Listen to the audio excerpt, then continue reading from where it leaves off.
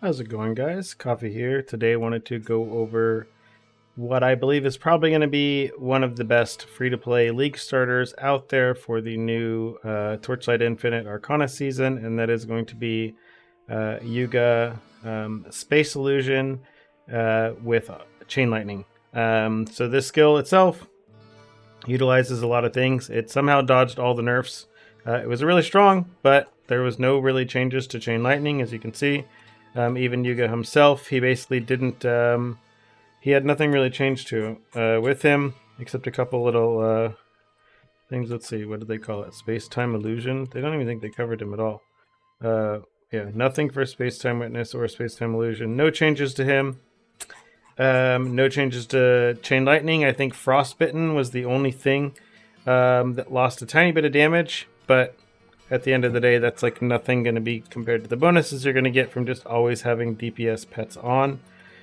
They are also buffing the Mind Focus talent here to remove the max focus blessing stack, and then buffing the total percent of mana that you get to damage, which will help with the endgame scaling for the character. So that's going to be really, really nice.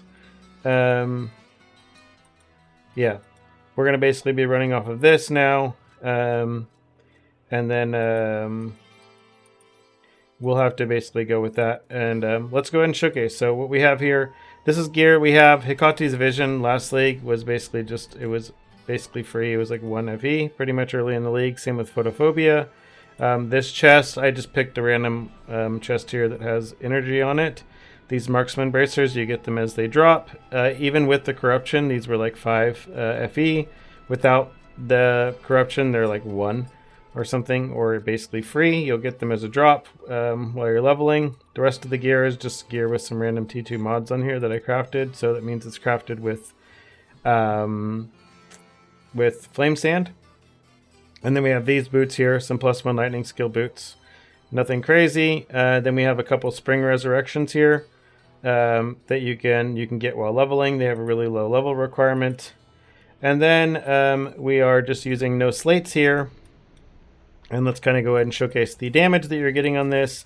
And this is, a version of the build that is already going to be doing T7 without any issues, right? So we can go ahead and showcase kind of what this looks like on a T7 build. And this is all gear that you're basically getting while you're leveling, right? Just through the early leveling progression on this, you're going to be getting this. And the good thing about this build is you pretty much will just be able to kill things as fast as you can teleport forward. With this setup here, as fast as you can hit your W key to teleport forward, you will just basically be killing everything instantly. And then you'll be moving forward. We don't have any, we're not running any explosions, anything like that, since they did remove Ice Imbue anyways from doing the explosion now. So that's fine, but you can probably use it in some degree, whatever the new version of it is, if you really want to. It doesn't have the same explosions anymore, but it'll still be something that's pretty good, possibly. But, this is just teleport forward as fast as you can. You will obviously very quickly craft something that is better than these spring resurrections, but this is the type of thing that you can really get you going, and as you can see, it mats incredibly quickly. For leveling this character, you have 2 options. When I leveled mine, it was using Ice Lances. You can level it with Chain Lightning as well as soon as you start to get the ability to equip your Lightning to Gold, pretty much. So my recommendation is to just stick with Ice Lances at the very beginning and use that. You'll just use Ice Lances with like LMP. If you follow my guide pretty much for max roll, it's, it might not be up by the time you do this, but it's basically the same leveling guide that you have here for Frostbitten Gemma for your leveling here, which is to basically level with Ice Lances. And then you start with these things here. You go into multiple projectiles into control spell, and you just kind of push through, add on your extra supports here, along with frigid transmission, and you let those carry you through the game. So for that, the same thing, Goddess of Knowledge, you're going to start with Chili.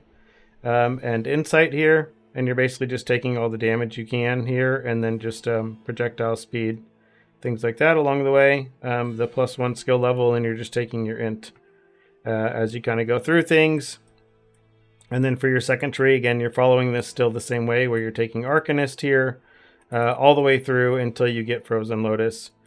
And then at that point, you do end up swapping some things later on once you actually get support to other things. So as you can see here, once we actually get fully leveled up, we do end up swapping off of Chili once we actually get our own sources of getting Focus Blessings here, which we actually do get a stack of Focus Blessing down here, where you get to check a stack of Focus Blessing when you inflict freeze, but mainly you can change that node when you get this one here, which gives you a 25% chance to gain 1 stack of Focus Blessing upon inflicting damage to a frostbitten enemy. That's going to be enough to sustain your Focus Blessings, and then at that point you can change your Chili over here over to Winter, because you will be getting your 100 Frostbite on everything the first time you hit it, which means turns Winter into a 50% damage multiplier instantly. So that's basically what you're using to speed clear, because you're going to kill everything before that first freeze even wears off. And then you have Insight here as well. For your last tree, you are going into Magister. At this point, this is where you end up leaning into Focus Blessing, stacking along with Spell Burst.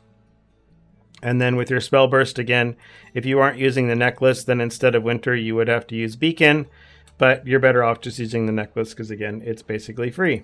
So let's go ahead and showcase this is, again, the gear. This is no slates. So like I just grabbed random gear from my stash because I had taken this character apart before. Then, you know, we do have DPS pets now available to us all the time. So that is obviously going to help our damage here a little bit. And then we can put these on here. So if we put on some wands here, these are still just T1 mods. I mean, one random T0 that I bought. But you're pretty much just looking at these like T2 lightning, or T1 rather, lightning, T1 int, some flat damage, and then cast speed, spell damage, and more damage. And then you can just swap these on, and you can see basically the difference in damage alone just from these. And then we'll showcase basically what you're actually going for in the end game on these, which is going to be really leaning into the alternate quality supports for Chain Lightning. So this right here, I believe, is already getting upwards up to like upwards of 200 billion or so, or 200 million or so rather. And then you can actually get yourself up even further. The having the beam here from the totem here really helps a lot, or from Ice Bond, to ensure that you're actually getting a nice little extra boost to your flat damage, because Chain Lightning scales so well off of it. So the things that you do actually get added here with the extra supports here, with Chain Lightning, Web of Lightning here, which turns every one of your jumps into an additional Chain Lightning.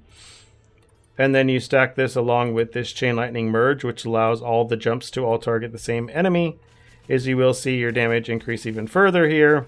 So this is where you start to see that like crazy stacking of a ton of beams all going on to the target here, and you get your nice little DPS boost even further. These supports, they might be cheap this league, given that everyone is planning on playing melee, because melee is being pushed pretty hard. So this will be a very fast character to go and farm with that should be able to get you quickly and easily into tier 8. You're pretty much just looking for a +1 jump on your slates, because every one of your +1 jumps, once you are using this alternate quality support here, is just going to be a damage multiplier, right? So every time you get another jump, that means it's going to release an extra Chain Lightning that is all going to hit the same target. Before I forget, the last things to cover as well is for your actual skills themselves. You do want to put everything, if possible, onto a activation medium start is the most helpful. When you are using those with Frigid Transmission, every time you teleport around, it will automatically cast these other things. So Biting Cold and all of your other abilities will automatically cast every time you teleport with Frigid Transmission. So you can use that with your Ice Bond and with everything else. For your traits here, you just want to be running Electric Conversion or the other one. It doesn't really matter if you're running electric conversion or elemental amplification. They're pretty much going to be the same thing. So run either one, and then you can always just run some sort of 10% aura if you want as well, and you can just run like rejuvenation or swiftness, something like that, if you really want to, or you can just leave your mana. It doesn't really matter either way. You can get to the point once you actually get a little bit of sealed mana on gear to where you can seal something like Energy Fortress or something else on your life if you want to, if you don't want to play hybrid. But that's going to be up to you. So you're pretty much just stacking as many jumps as you can possibly get on everything, and then that's really going to help bolster that damage. The endgame transition for this character, while I haven't done it yet, is most likely going to be leaning into doing just int stacking and mana stacking because of the changes that they are doing to the mind focus trait here. This is being buffed a bit. They're removing the focus blessing stack limit as well. So you're pretty much just leaning into, again, stacking focus blessings, stacking mana, stacking int. And that's pretty much going to be the standard endgame for this, most likely. I will end up playing this at some point. I'm not going to league start on it, so we're not going to have the specifics right away. But based off of what I'm seeing with this and when I leveled it last league, it was extremely strong, extremely smooth leveling. Again, the leveling experience when you are just chain freezing everything and you are able to just teleport forward all the time is, it really speeds things up through the campaign. It feels really good. It's really fun. You get to see yourself teleport around, just blowing up everything, and it's a good time. So, Youga 1, highly recommend to anyone here. Again, for the hero traits, we didn't go over these before. You do take the space-time illusion here. You take me and myself. You don't have to choose anything there. You take endless mana here. For this, it makes your space-time illusion not have any cast frequency limitations, and then you take I'm an illusion to get an extra space-time illusion, which makes it to where they take over your main skill and they will just constantly cast it and you don't have to do so. So that's kind of where we're at with this. If you have any questions, leave them in the comments down below, and other than that, see you in the next one.